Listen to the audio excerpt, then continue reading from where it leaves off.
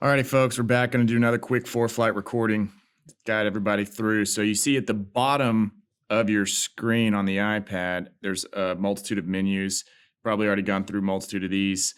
We're going to focus on documents today, just documents that we think are important and helpful when you're initially setting up your ForeFlight. And so, as you can see, there's imported documents on the top, and that's just flight plans or things that you've brought into ForeFlight. You can share documents from your good reader and dump them into ForeFlight. I've seen people use it for checklists, so ForeFlight turns into somewhat of a one-stop shop. The disadvantage to doing this is that if the checklist gets updated, then you need to remember to switch it in ForeFlight. And so I have seen outdated checklists pulled up, and that is a big no-no. But that's what your imported is for. Down here, you go to DoD. What you can do is download all these documents. For example, for me, you can download a military flight plan for locals. You can edit it if you need to, as you can see, or you can close it out. And there's obviously all these change notices. As you can see, if it gets expired, it'll say expired on it. So these are great things to download if you're going to be planning. Eurocontrol, same thing, just a bunch of documents available to you. FAA. Right here, this digital terminal procedure supplement in the top left.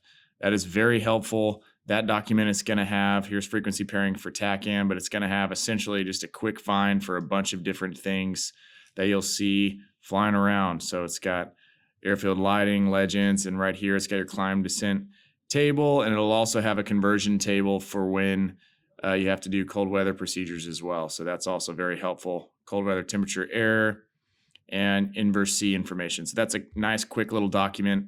And then obviously going down, there's plenty of other documents that are helpful under handbooks. For example, for me, there's lots of cool things you can read about when you're up at cruise or just going over things with students or just trying to expand your own personal knowledge of aviation.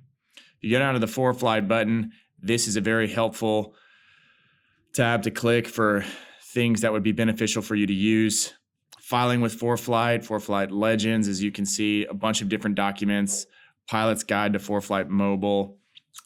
These different documents are very helpful for you to try and learn what's going on within the app. The Century Quick Guide and the Stratus Guide are also very helpful for when you're trying to learn how to do the ADS-B pucks in the jet.